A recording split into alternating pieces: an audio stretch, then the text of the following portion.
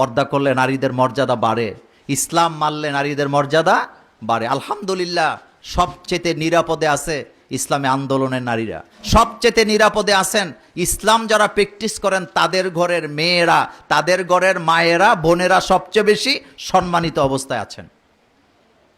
কয়েকদিন আগে দেখলাম নারীবাদীরা একটা গান গাইতেছে, আমি নারীবাদী কারণ আমি সুখী হতে চাই। গানটা দেখে লজ্জায় হাসলাম।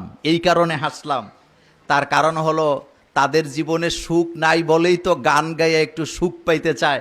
আমরা নারীবাদী, আমরা একটু সুখী হতে চাই। কিন্তু আলহামদুলিল্লাহ, আমরা যারা ইসলাম প্র্যাকটিস করি, আমরা যারা ইসলাম নিয়ে আসি, আমরা যারা কোরআন হাদিস নিয়ে আসি, আমাদের স্ত্রীরা জীবনে এই ধরনের গান টান গাইব না, কারণ তারা এমনিতেই সুখে আছে।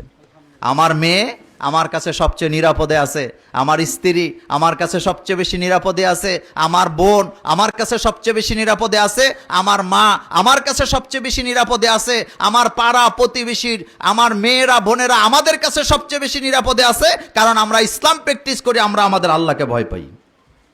কিন্তু যারা আল্লাহর ভয় পায় না, যারা কোরআনকে ভয় পায়, যারা কোরআনের আইনকে সেকেলে বলে, তাদের কাছে নারীরা কখনো নিরাপদে থাকতে পারে না।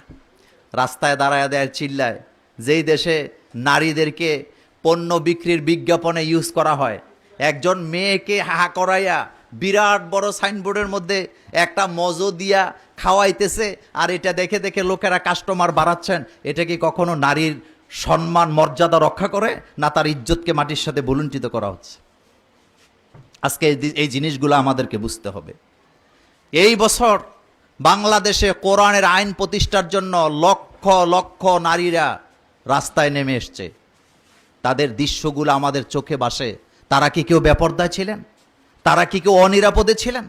অবশ্যই ছিলেন না।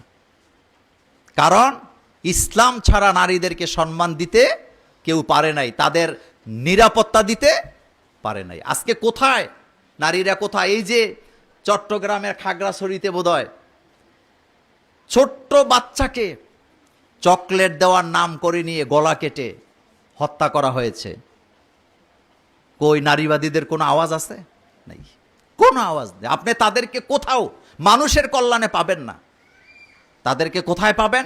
কোন জায়গায় ইসলামের আইন হুকুম কায়েম হয়ে যায় নাকি, কোথায় ইসলামের একটু ভালো হয়ে যায় নাকি, সেই জিনিসগুলোর দিকে তারা সবচেয়ে বেশি নজর দেন।